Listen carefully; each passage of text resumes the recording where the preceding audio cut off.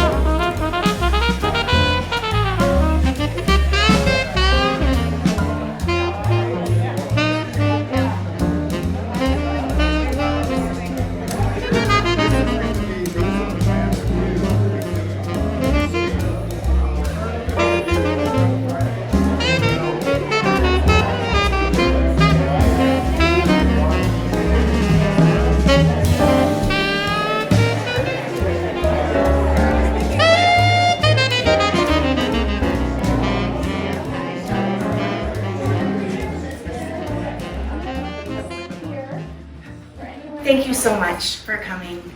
This is a special night in honor of my father, Bob, and his artwork.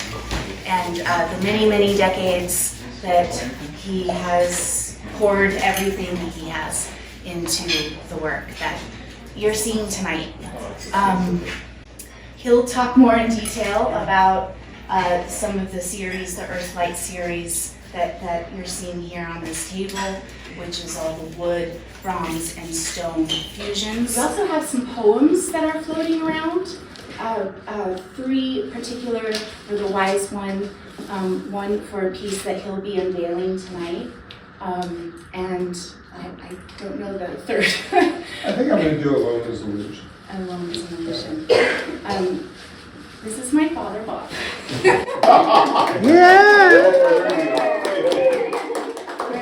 Thank you for coming so much, and I'm going to go ahead and start off with a poem that I made for a piece in the 80s. And I have it recited, and I have it committed to memory, so I can recite it. Whereas the other ones that I read, they just don't seem to come out quite as well. But it's called Alone as an Illusion, and it was a walnut burl, and on one side it was a woman's face with these two flames of dolphins coming up out of the top. And then on the other side, it was hollowed out, and there were 7 faces that I found and carved in there. And I finished this thing, and I looked at it, and I said, what in the hell is this thing? I had no idea, it made no sense to me. And all of a sudden, this poem just came in my mind, so I wrote it down. And it goes like this. Alone is an illusion. Lonely people share.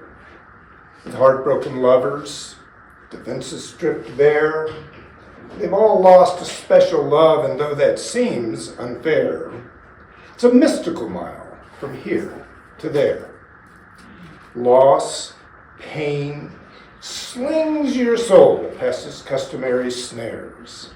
It offers great leaps or terrible falls, golden stairways or monstrous walls. And your freed self hears all these calls and must choose direction before it falls back into the groove of daily life. So quick, take the dare.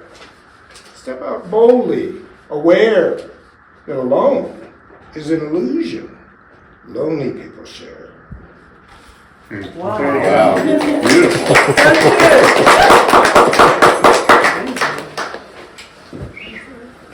These guys all have 20 to 30 years in them. Too complex to pull a mold, very difficult, And so they just took forever and ever and ever. And then I combined the stone, which when it turns into dirt, the tree grows out of. And then the bronze represents the mysterious creative force of life. So I call it Earthlight. And this is the one I just finished. This is called Through the Veil.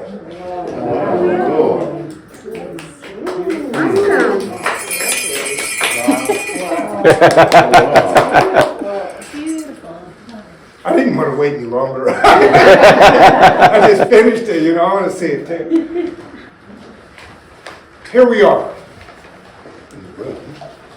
Here we are on planet Earth. Soul, cloaked, body, and mind. Weaving our way. What shall we find? Loving splendor.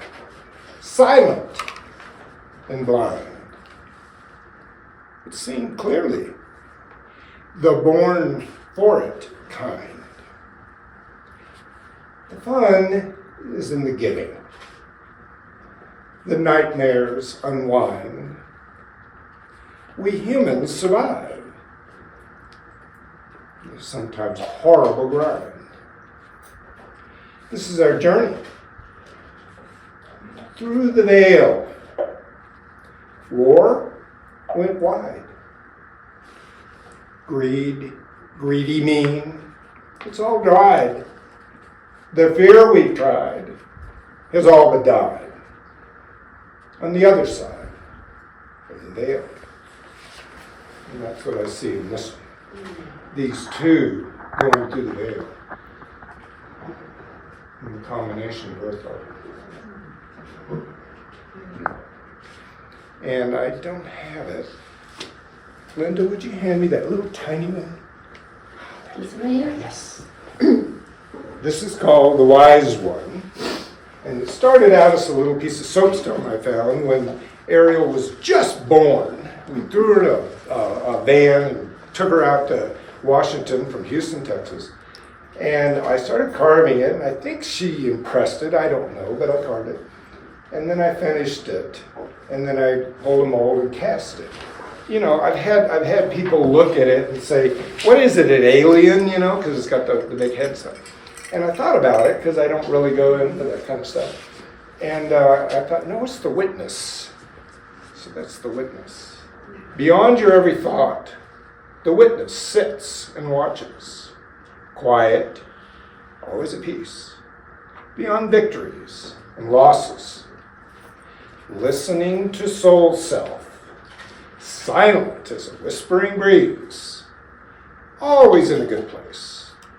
Witnessing what the wise one sees. So, that's all the poetry you guys get. Oh, I love that. This is something that has evolved over almost 50 years.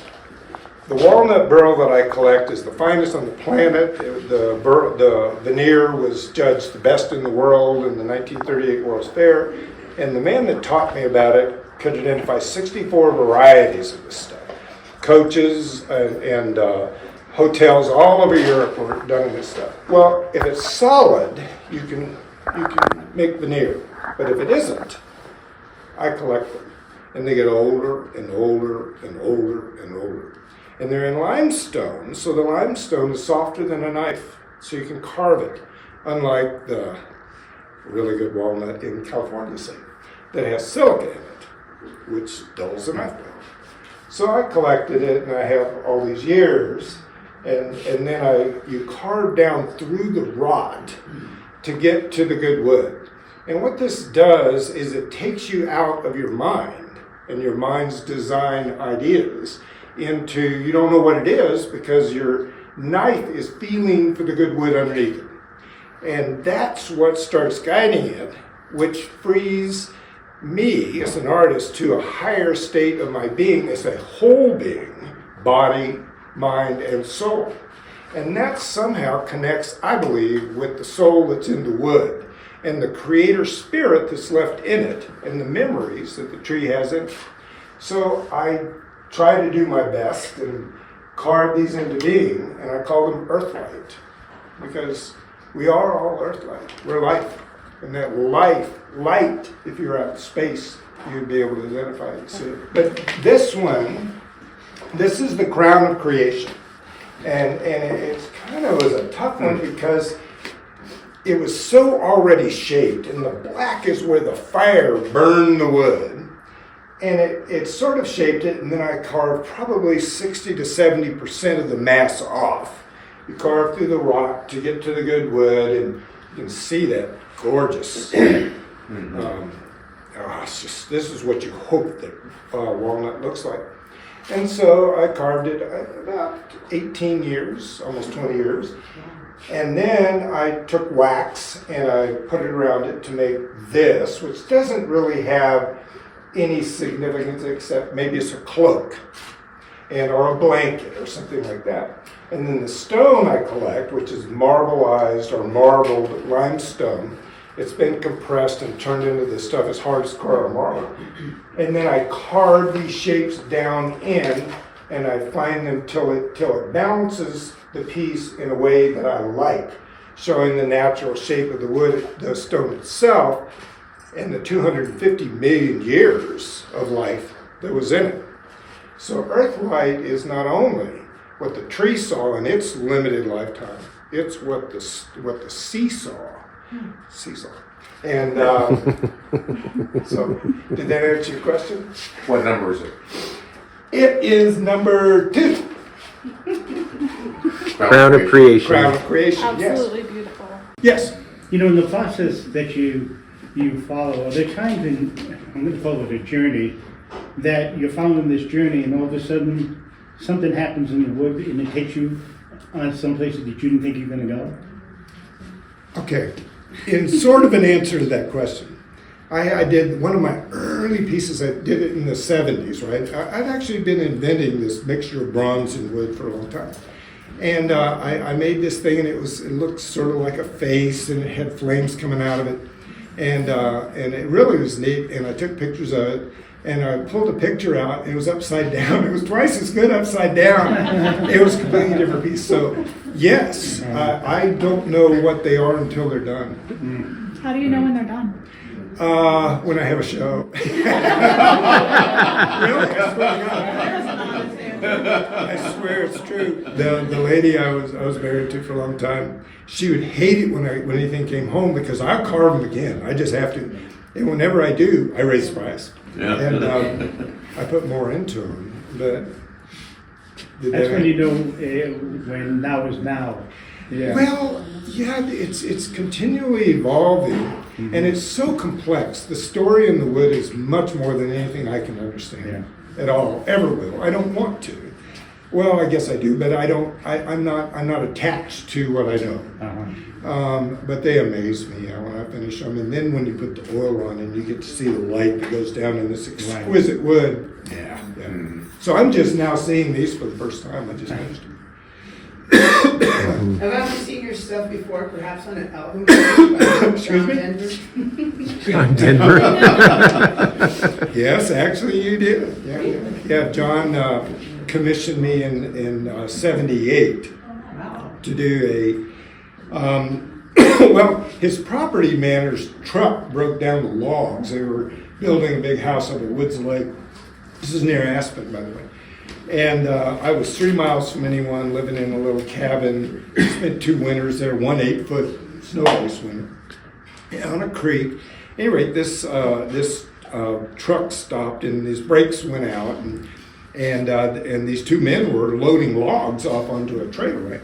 And I wasn't going to sit there and watch them work, so I went out and helped them. When we were done, I brought them in for some coffee in this little bitty log cabin I was living in. Wood heat, no electricity.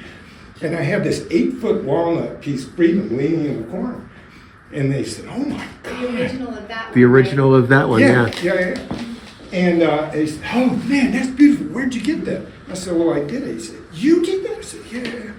And so he said, "Well, I got somebody you need to meet." So he brought Annie Denver, John Denver's wife, over, and she fell in love with it. And she was trying to get it for John, and John said, "Well, I'm not sure I want that," right?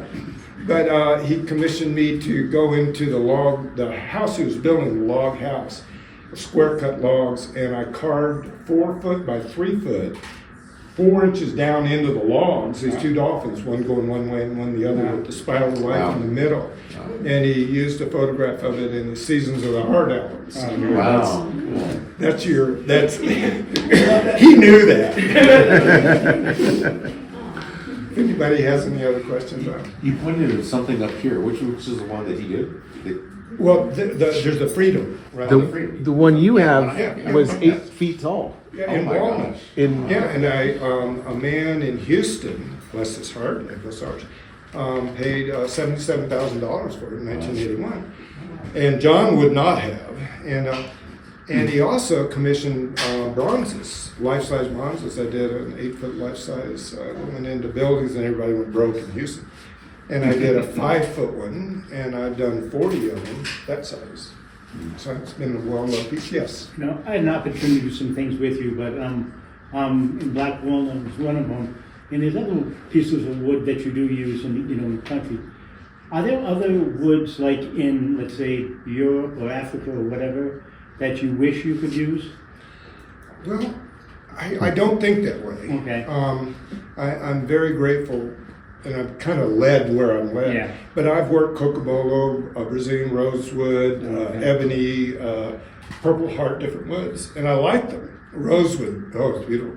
And some of the redwood burl, oh my God. Matter of fact, 2 pieces here in redwood burl. I love it. But there's something about the black walnut that is so sacred, and it also carries, I believe, it carries the memories of the Native Americans, the ancestors.